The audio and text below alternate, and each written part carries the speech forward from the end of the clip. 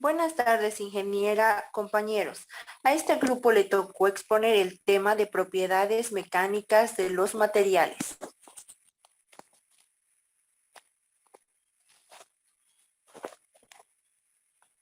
Las propiedades mecánicas de un material son aquellas que afectan a la resistencia mecánica y a la capacidad de los materiales cuando se les aplica una fuerza. Es decir, las propiedades mecánicas son las propiedades que posee un material relacionados con su capacidad de transmitir y resistir fuerzas o deformaciones.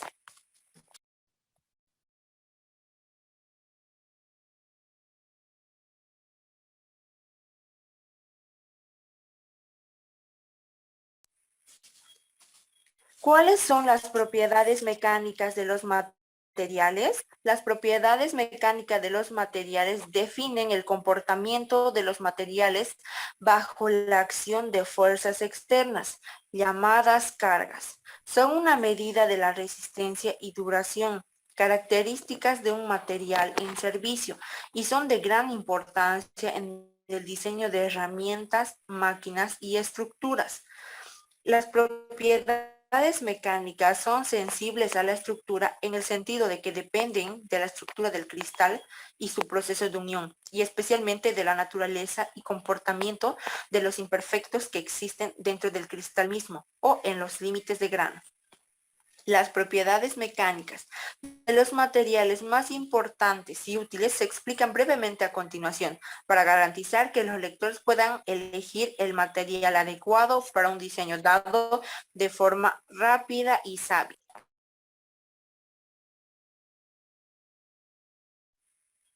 Algunas de las propiedades mecánicas de los materiales son módulo de Young, dureza, tenacidad, resistencia, elasticidad, plasticidad, fragilidad, ductilidad, maleabilidad, resistencia a la tracción, resistencia a la fatiga y templabilidad.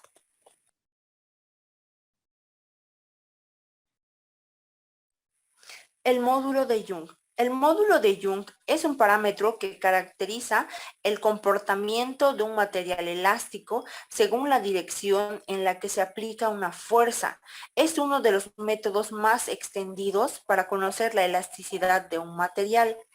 El módulo de Young, también conocido como elasticidad longitudinal, consigue revelar el comportamiento de un material elástico en función de la tipología de fuerza que se le aplique y el consiguiente aumento o disminución de la longitud del material. Por lo tanto, lo que se busca es obtener la relación que se da entre tensión que se aplica al objeto en su eje longitudinal y la deformación medida en ese mismo eje. Así, mide su comportamiento elástico y pronostica también el estiramiento de un material determinado.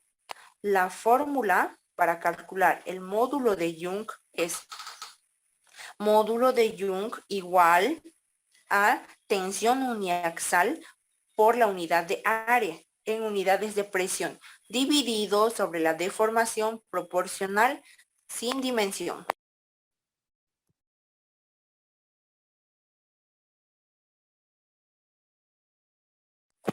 Dureza. La dureza es la propiedad que expresa el grado de deformación permanente que sufre un material bajo la acción directa de una carga determinada, es decir, la resistencia que opone un cuerpo a ser rayado o penetrado por un cuerpo más duro.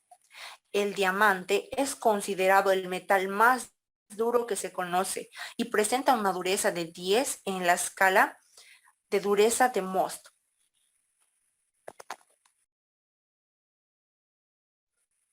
Ensayos para medir la dureza. Rodwell. Se determina un número de dureza a partir de la diferencia de profundidad de penetración.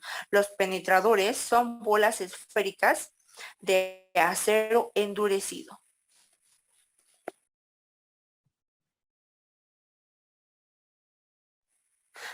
Brinell. Se fuerza un penetrador duro esférico en la superficie del metal a ensayar.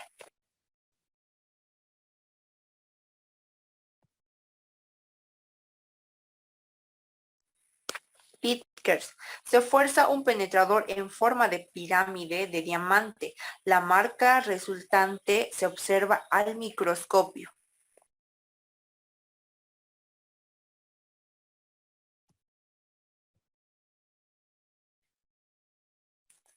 Tenacidad. La tenacidad es una propiedad de los materiales que consiste en la capacidad de absorber energía de deformación en grandes cantidades antes de sufrir rupturas.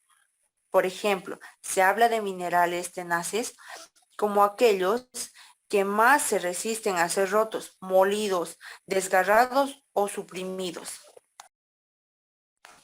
La tenacidad de un material depende del grado de cohesión que existe entre sus moléculas, pero no se debe confundir con su resistencia mecánica ni con su elasticidad o fragilidad. Los materiales tenaces se deforman antes de romperse, especialmente al ser sometidos a fuerzas de tracción, por ejemplo, al estirarlos desde dos extremos opuestos. Algunos de los materiales tenaces son la mayoría de los metales como el acero, cobre y hierro, los materiales poliméricos como la madera o ciertos plásticos, la caliza, el granito y el hormigón. Ahora le toca exponer a mi compañero. Resistencia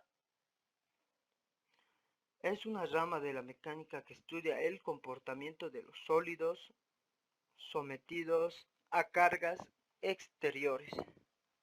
Dentro de la mecánica se consideran tres campos fundamentales: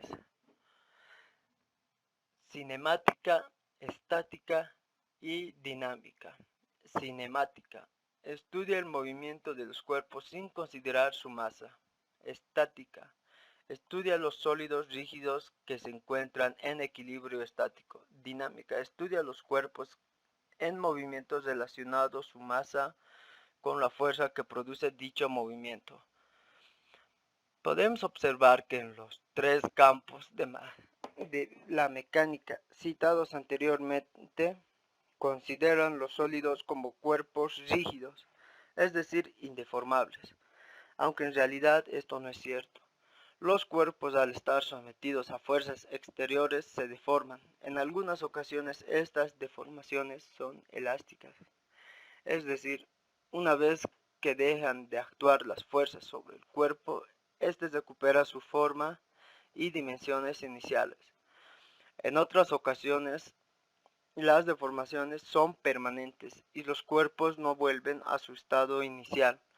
La resistencia de materiales, sin embargo, estudia y relaciona las cargas exteriores y los efectos que estos producen sobre los cuerpos.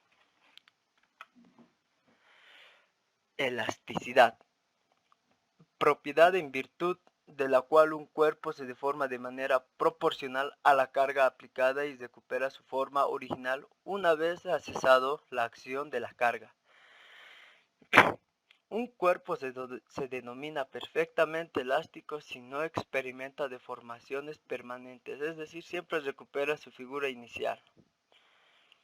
Por el contrario, un cuerpo se dice que es perfectamente plástico si sufre deformaciones permanentes, de modo que mantiene a lo largo del tiempo la nueva configuración adquirida.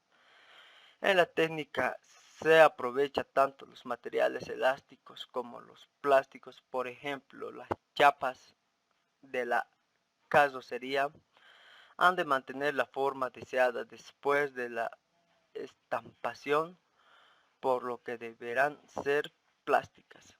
En cambio, los muelles de las suspensiones deben volver a su posición inicial, por lo que tienen que ser perfectamente elásticos. En realidad, la elasticidad y la plasticidad coexisten, ya que todos los materiales se caracterizan por un comportamiento elástico hasta cierto punto denominado límite elástico. Esfuerzo máximo, generalmente expresado en kilogramos sobre milímetros al cuadrado. al que puede someterse un material sin que se produzcan deformaciones permanentes, y luego se comportan de forma plástica durante un intervalo determinado hasta la rotura. Antes de volverse plástico, el comportamiento de un material determinado por la ley de Hooke, que expresa la proporcionalidad directa entre los esfuerzos y las deformaciones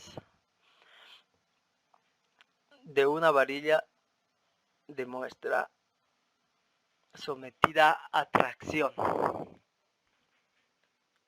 por un mismo límite elástico. Dos materiales sometidos al mismo esfuerzo pueden alargarse de forma distinta.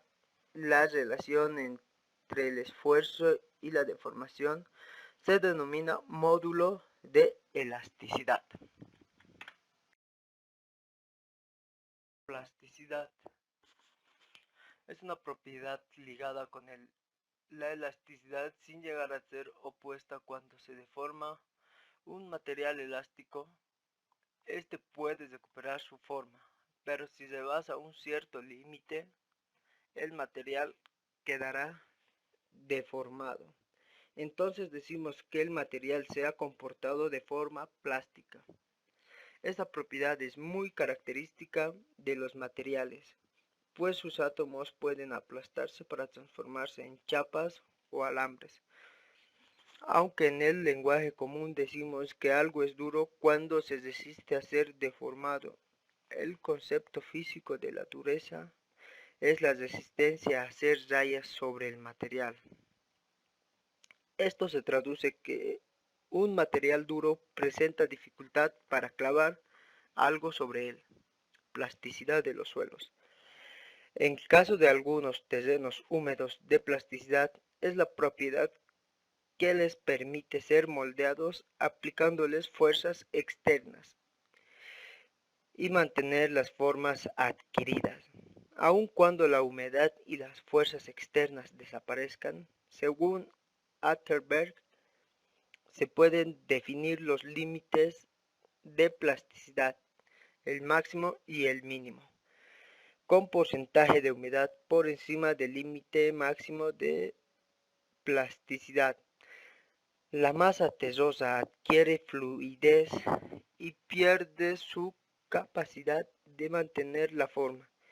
Y si el terreno tiene un porcentaje de humedad por debajo del límite mínimo de plasticidad, la masa terrosa se vuelve quebradiza y no se puede moldear. Es evidente que no en todos los suelos tienen la misma plasticidad. Va a continuar mi compañero. 7. Fragilidad. En la ciencia de los materiales, la fragilidad se entiende como la falta de ductilidad. Para los ingenieros, la comprensión de la diferencia entre material frágil y dúctil es de suma importancia, ya que hay fracturas que ocurren en condiciones específicas sin previo aviso y pueden causar daños importantes a los materiales. La fractura frágil ocurre repentina y catastróficamente sin previo aviso. Esto es una consecuencia de la rápida y espontánea propagación de grietas. La fragilidad es una propiedad mecánica de los materiales que les permite romperse con facilidad.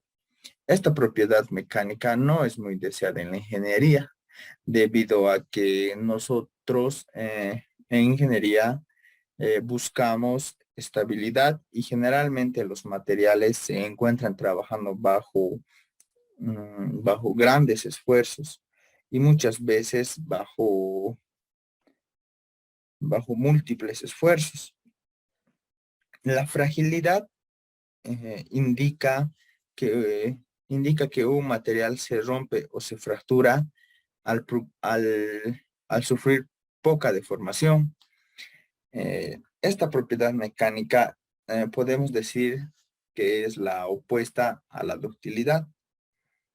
Algunos ejemplos típicos de materiales frágiles son el vidrio común o ya sea el vidrio duro, igual llega a ser frágil.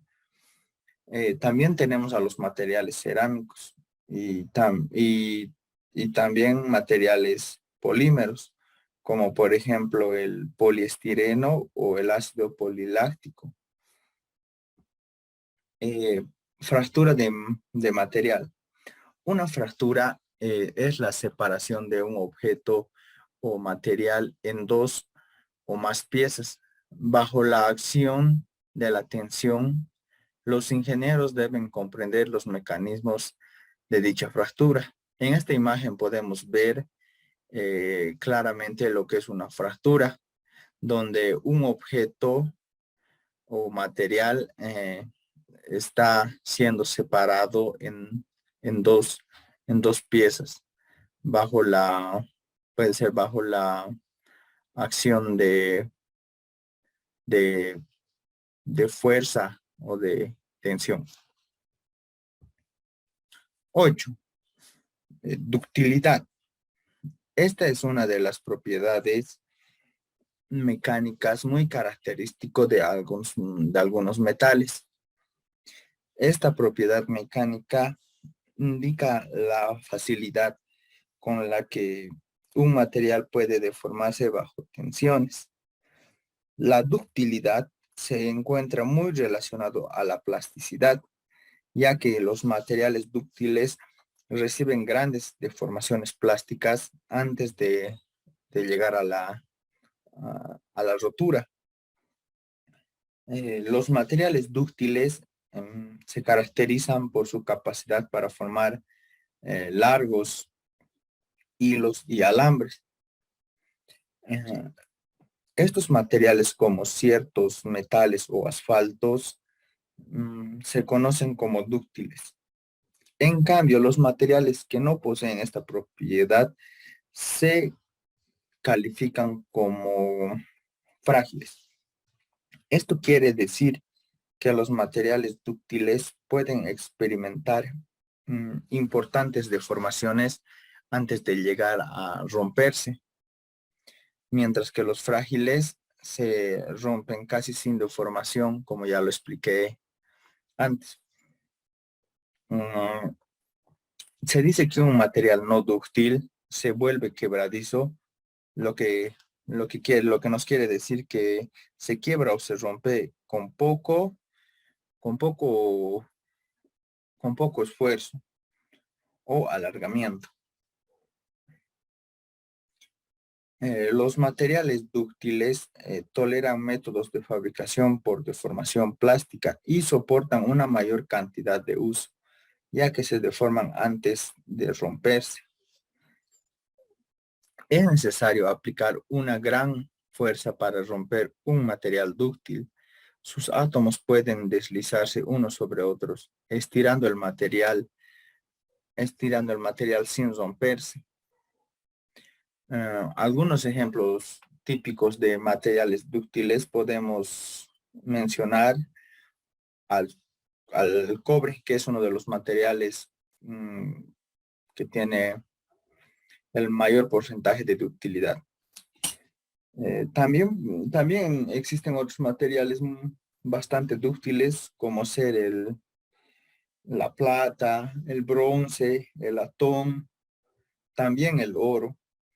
Algunos materiales un poco menos dúctiles podemos mencionar al plomo, al estaño, al hierro, al zinc, al platino, también a materiales plásticos, como por ejemplo el polipropileno y también el polietileno u otros termoplásticos.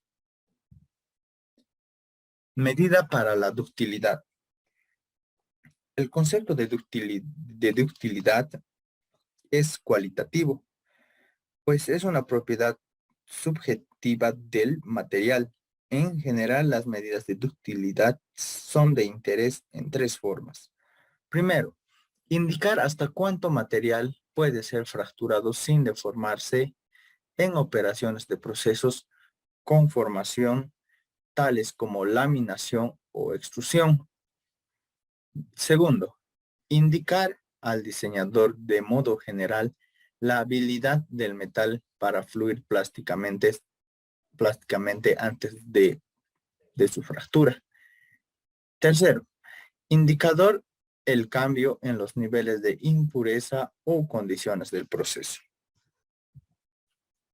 Representación de materiales dúctiles y frágiles. En la siguiente imagen podremos ver que es una representación de los materiales dúctiles y materiales frágiles en una gráfica de esfuerzo versus deformación. El material dúctil se ha deformado mucho antes de llegar al punto de fractura. Este sería el punto de fractura F. Vemos que se ha deformado antes de llegar a dicho punto. Para el material frágil, la rotura F o punto de fractura ocurre poco después de que alcanza el límite elástico. Y la fuerza máxima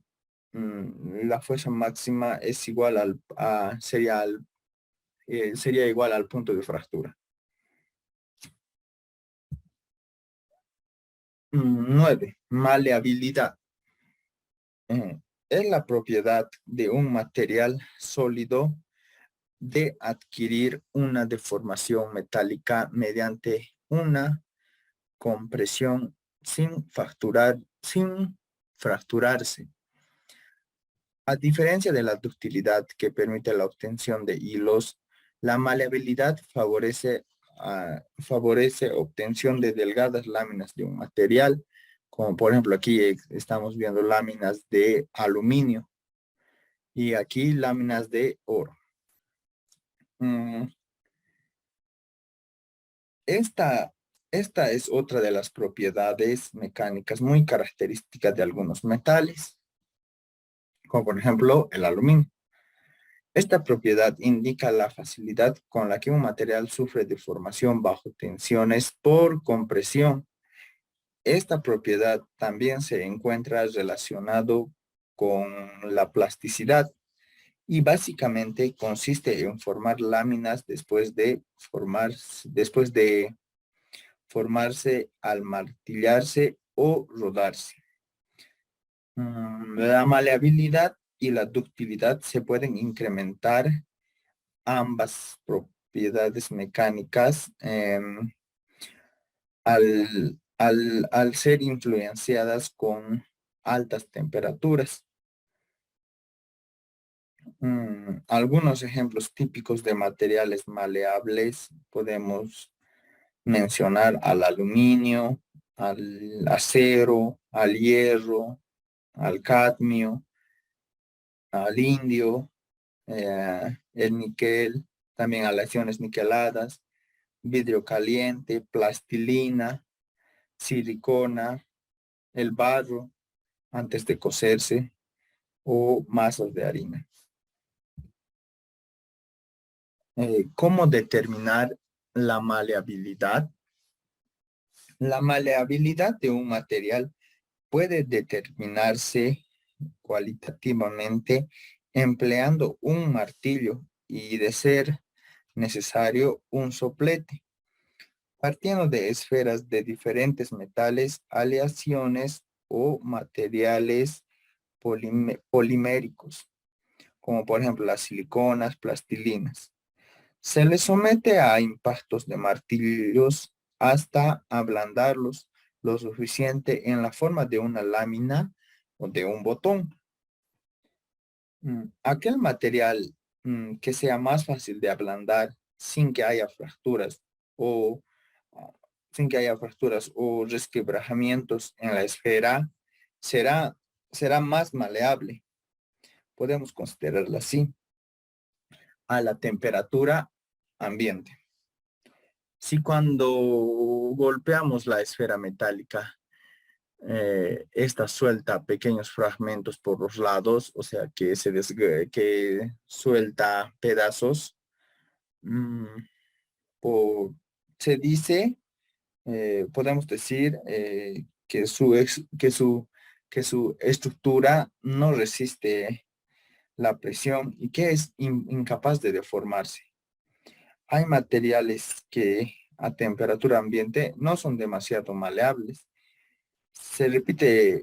Podemos repetir el proceso calentando las esferas con el soplete sobre una base que resista altas temperaturas y se encontrará que hay metales o aleaciones que que se pueden tomar más maleables.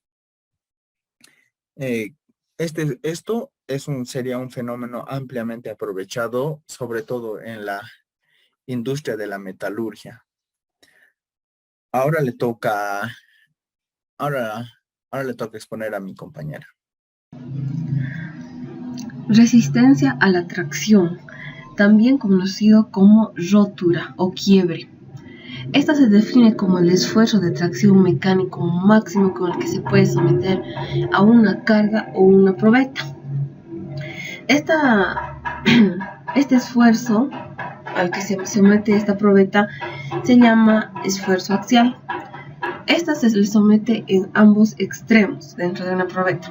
Aquí en esta parte podemos ver cómo esta máquina para medir la resistencia, el cual es una máquina electromecánica de Civil Rock, el cual tiene partes fundamentales, como se puede ver aquí. Aquí se inserta la probeta. En los dos extremos de la probeta están las mordazas, los cuales van a someter a esta probeta a una fuerza axial, como ya lo habíamos dicho. Y por aquí está la celda de carga, donde va a ocurrir esa fuerza de estiramiento. Y aquí hay estos resortes para que vaya surgiendo esa fuerza. A medida de los años, con el pasar del tiempo, ahora se le puede tomar los datos directamente en una computadora y así ya nos va mostrando la curva al cual va a tener dicho material. Posteriormente, aquí podemos ver ya más de cerca lo que va a pasar a medida que vayan surgiendo estos esfuerzos en ambos extremos. Aquí ya se puede ver que la probeta ya tiene una elongación, teniendo un cuello de engolladura, y a medida que se vayan aumentando los esfuerzos va dándose aquí una mayor elongación, teniendo menos longitud va cambiando su área transversal aquí en esta parte. Posteriormente aquí ya está la rotura del material por toda la fuerza que se ha ejercido en ambos extremos. Estas pruebas más que todo se les realiza a aceros, vidrios, plásticos. Para realizar estos ensayos se basa en las normas ISO 6892 para materiales metálicos y ISO 521 para materiales plásticos. Aquí tenemos distintos ensayos en distintos materiales, donde en el primer material que podemos ver es el acero, donde nos dice que el acero tiene una resistencia a la tracción antes de que este sufra una elongación, antes de que surja esta rotura. El acero aguanta 450 megapascales, donde su sección transversal no sufre ninguna modificación, todo sigue igual. Pero cuando se va aumentando la fuerza a 451 megapascales, ya va elongándose, ven, ya tiene aquí tipo un cuello, y posteriormente mientras más se aumente la fuerza, entonces va a llegar a quebrarse o tener una rotura aquí. Posteriormente tenemos aquí otro ejemplo que es del vidrio, el cual nos dice que tiene una resistencia a la tracción de 50 megapascales. Igualmente aquí la sección transversal no tiene ninguna ninguna modificación, todo sigue igual, pero ya cuando se aumenta aquí 51 megapascales es donde ya tiene esta rotura aquí, como se puede ver. Como pueden ver aquí, ese es el cambio con unas, no sería simple, pero con uno que se aumente ya va surgiendo este quiebre. Posteriormente tenemos aquí el hormigón, el cual es el que menos resistencia a la tracción tiene, ya que solo aguanta 7 megapascales, y ya teniendo 8 megapascales igual tiene esa rotura. Para medir la resistencia, para calcular esta, la fórmula es la fuerza máxima que puede aguantar antes del quiebre o rotura sobre el área inicial. Aquí, como les había dicho más antes, la sección transversal no tiene que sufrir ninguna modificación para que sea la resistencia a la tracción. La resistencia a la tracción nos indica que tiene que ser que esta es mucho antes de que el material, nuestras probetas, sufran alguna modificación en ella. Como ya les había dicho y también cabe mencionar nuevamente, es una fuerza, carga o esfuerzo axial el cual se somete. Posteriormente tenemos la resistencia a la fatiga. La resistencia a la fatiga se entiende por resistencia a la fatiga el comportamiento de deformación y de fallo de materiales bajo una carga cíclica. Un ensayo de resistencia a la fatiga o amplitudes constantes se denomina también ensayo de Wöhler. Esta, no sé si puede apreciar en el dibujo, pero aquí nuestro material está hacia abajo, está tipo doblado hacia abajo, y aquí ya va arriba.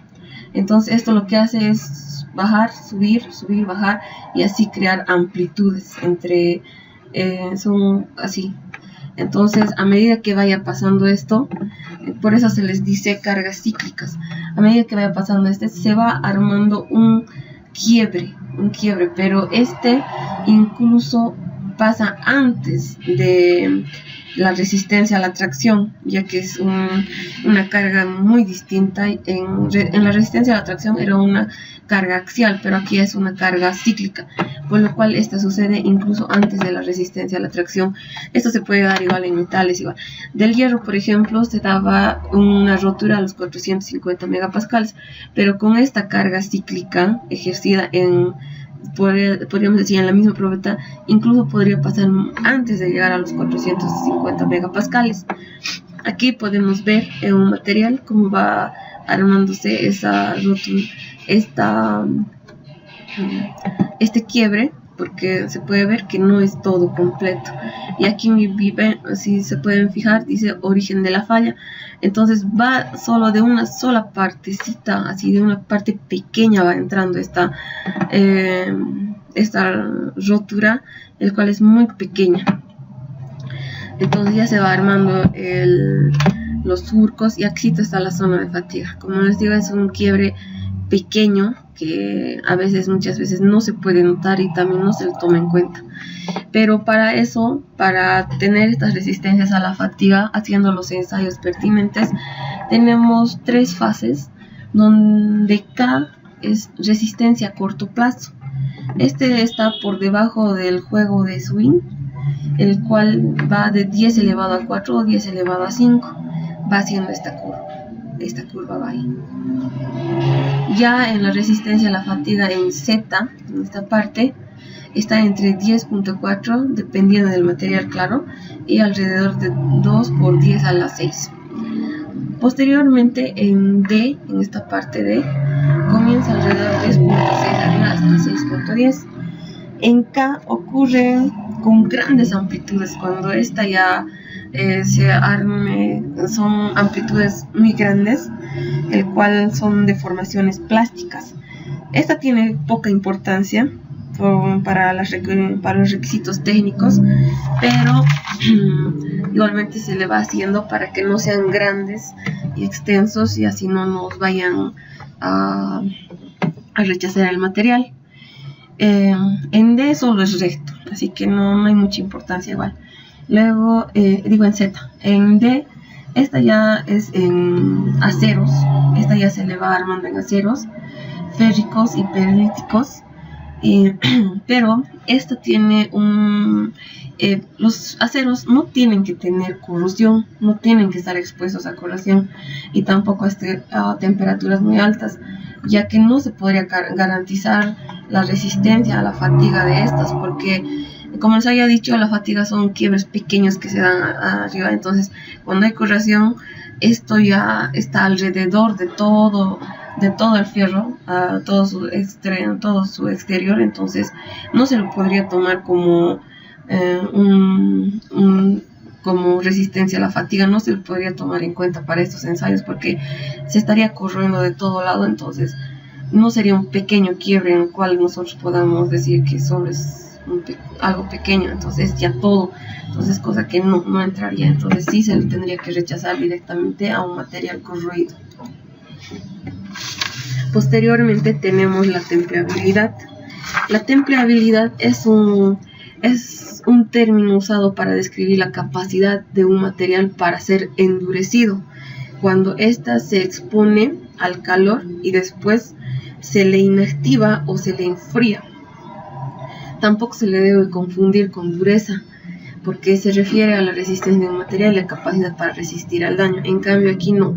En la templeabilidad lo que se hace es que este material nosotros queremos que sea mucho más duro de lo que ya es, por lo cual aquí, como se puede ver en la imagen, primero se le pone a un horno donde va a ser calentado este material.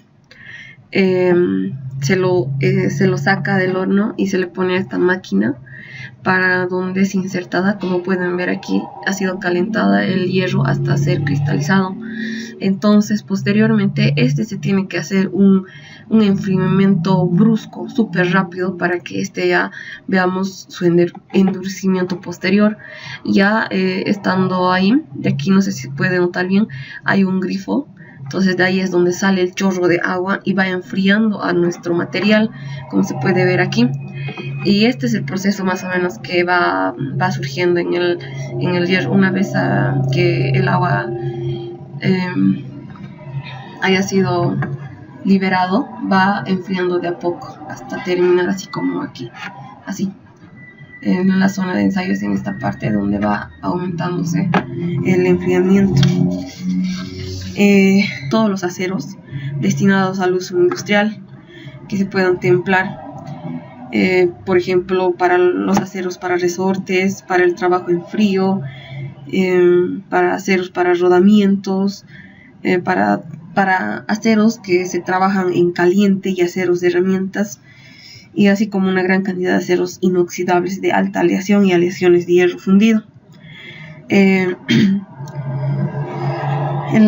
En general, cuanto mayor sea el contenido de carbono de un producto de acero, mayor templeabilidad va a tener este acero. Entonces los elementos más comunes para su templeabilidad son el boro, el manganeso, el cromo y el molibdeno. Estas aleaciones se deben realizar cuidadosamente para evitar un cambio en las propiedades del acero o que estas afecten en su endurecimiento. Y ya con todo lo demás expuesto, ingeniera, nosotros terminaríamos nuestro tema. Espero haya sido de su agrado y tenga lo necesario. Muchas gracias por su atención a todos mis compañeros. Eso sería todo, ingeniera, y gracias.